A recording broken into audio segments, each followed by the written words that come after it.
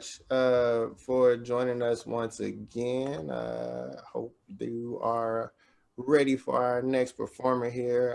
Also, just as a quick aside,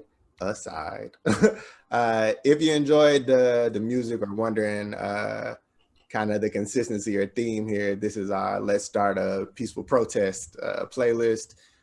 So it's a lot of music to get you turned up to, go out there and fight for the people.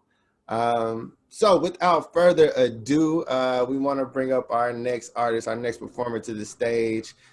He's a father, husband, educator, master wordsmith, former vice president of Chaos, a Mississippi-based artistic organization, politically minded, pro-Black.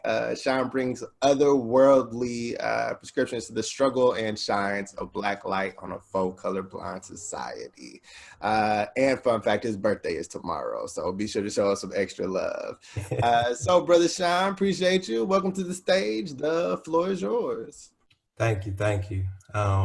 Appreciate the birthday love as well. I'm trying to read 3 different poems here. I can be kind of long-winded, so I will just jump straight into it. This first poem is called Black Love March. She is a noose, still soiled with rotting chips of bloody skin. She is the floor, freshly mopped for the wrong man to stand on. She is a maze, a lion's lair in a labyrinth. She is the prize in the center of the maze. She is an expensive shirt that matches nothing in your closet. We do not call it Black love. Our love has no need of labels. I am the night sky, Earth's blanket everywhere but nowhere. I am convinced that my Blackness has always been a pre-existing condition. I am a thrift store sofa. I am stained. I am used. I am someone's trash. Black girl magic is a misnomer. There is too much Sandra Blandness in her brilliant blue blackness for it to be magic. Her kisses do not turn me into a prince or a citizen. Her love does not add the other 2/5 needed to make me a man. All the men in this land are old, white, and do not appreciate Kendrick, and I do not want to be these men. Black girl magic is the honey that makes Black excellence easier to swallow. Black boy joy is a misnomer. To be boy is a luxury we cannot afford. It is a Greek myth like Heracles or the American dream. And no, Black boys are born running like gazelles. We are hunted for our bodies. I wonder who has made room for me on their mantle and which trophy case will you find Trayvon? We still use Emmett Till as a ghost story to train our sons. We tell them she will never love you like one of us. She will never be one of us. She need only whisper the word rape with the strength it takes to blow the candles off of a birthday cake, and they will throw you a lynch party. The only magic is making love out of Black fear. Carrying your Black like stubborn belly fat, and no matter how much you die, ain't no coming back from that. And promise me you will never call it magic again. You are a spirit, you have a body, you're not inferior to anybody. Don't let them tell you that double dutch is not a tradition. Those swinging ropes like lines of descent cutting through the air and airborne impressions. Those sneakers on wires symbolize the heights to which we are called to climb before we get caught by crime tradition. My Black women never chanted over cauldrons. They made us a life from scratch by adding elements periodically to a pot, mixing in sweat and flour, withstanding summer and oven heat. So not one body starved. There was no magic or metaphors. I do not belittle my queens by calling them girls. I've seen Black women battle breathlessly as they bathed and dressed babies in the sink. I never understood how they made money out of mindfulness, or how fish dinners turned into fish sandwiches, which turned into feeding 5,000 like grandma inherited Jesus' hands, how she healed faces with spit and thumb, how she multiplied gum and peppermint and purse, how she believed in me. Tradition. We beat our women. Tradition. We beat them with fists and words and indifference. We beat them because they will never be ours. We think their bodies belong to European standards of beauty. We think their minds belong to neo-American ideals of feminism. We do not say we love them because when a man says he loves you, it means he will support you, provide for you, and feel responsible for you. So those 3 words are shackled captives in the gilded cage of our fractured masculinity. We are pawns of reality, ignorant of truth, us. All of us, the other, the Black, the Muslim, we, all of us, the different, the Latino, the poor, have more in common with bears than American citizens. We know how it feels to be hunted for our bodies to be gutted of everything that fills our bodies with pride to be stuffed. We have become rugs. We lie still, quiet, only notice when stepped on. Mouths open because of trauma or hunger, but we have our voices, a gift from God. So that first poem, Black Love March, it means a lot to me. It reminds me of my love for Black women. And I don't say that as like a wishy-washy poetry kind of thing, but love in the way that's painful, in the way that you love something so you want to protect it from everything, while you know that that in and of itself is not actually love. So one of my favorites. This next poem I wrote over a decade ago. It's called Still. Goes like this. Still like I was then, still like I am now, still like I will be, still like I can't move, but why move?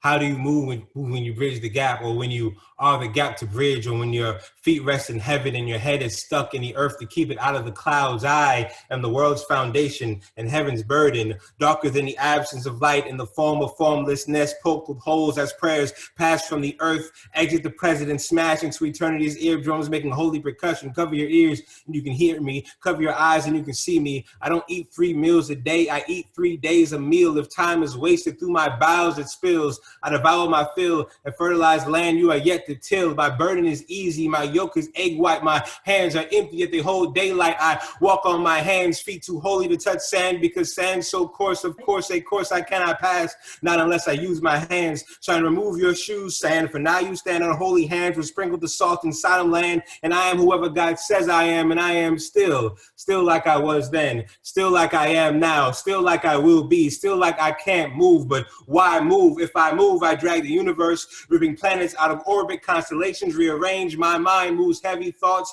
at light speed with dark feet, leaving black beauty marks on white history sheets. Remember me?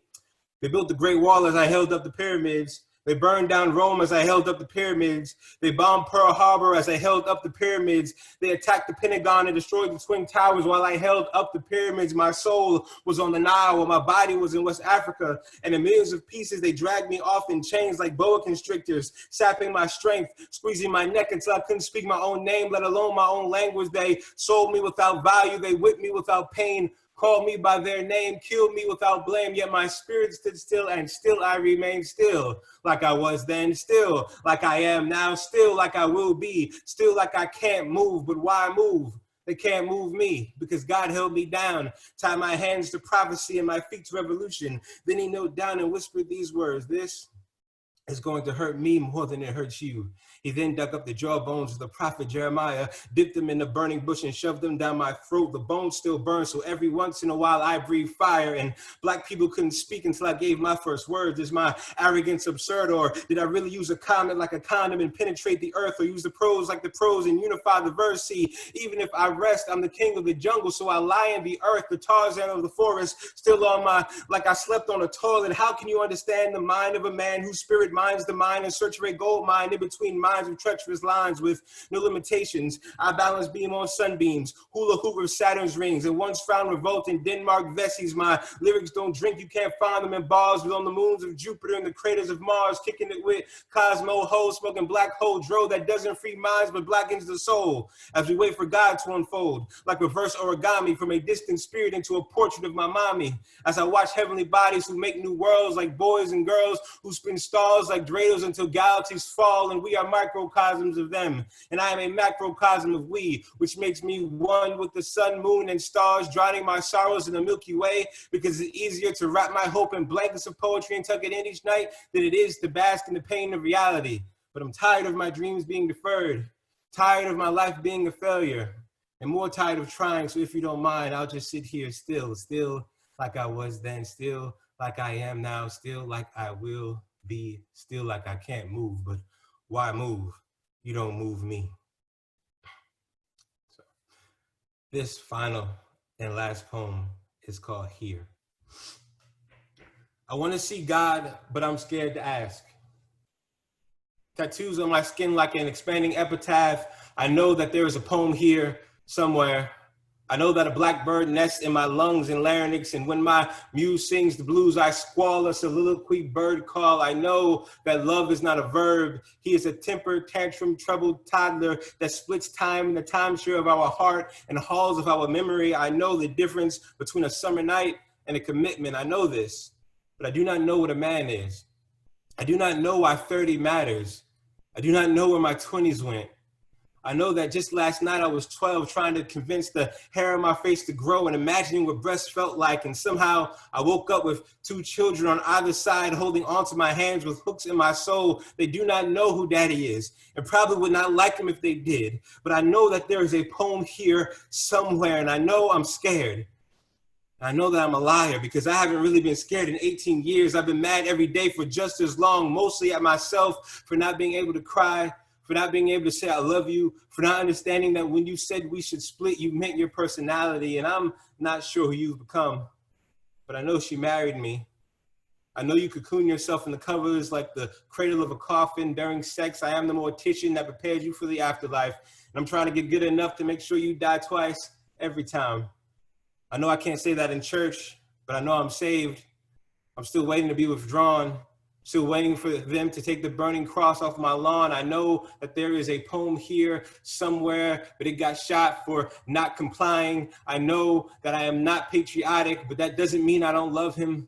America, been dating America for 400 years, and he say when he get his money right, he gonna marry me. Since then, I've been working 2 jobs for America. We staying in our parents' house. I let him drive my car. When you shoot countries, I mean Syria, I mean hoops with his boys. I mean, me and America got like 300 million kids, and he always get mad when our Mexican cousins bring their babies over, but he always be claiming them on our taxes. Sometimes he hits me, but only when he gets drunk on power or be fiending for oil. I be wanting to leave him, but my friends are always convincing me to stay, saying stuff like vote or die.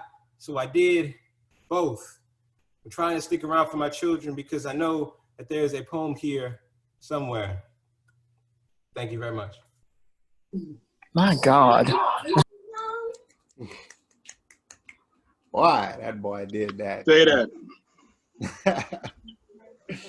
So once again, that was Brother Sean, Chaos alumni, representing quite well. So if you enjoyed that, which I'm sure you did, you want to make sure to follow Sean. He gave me his links on here in the other chat, but it's gone now. So Brother Sean, why don't you real quick hop back on the mic, let the people know where to find you. Yeah, they can go to SeanIsSayingStuff.com. Sean spelled S-E-A-N is sayingstuff.com. And once there, they can follow all the social media links and all that good stuff. So thank you. Heard. Definitely appreciate the efficiency. You know what I'm saying? One-stop shop with the customized website.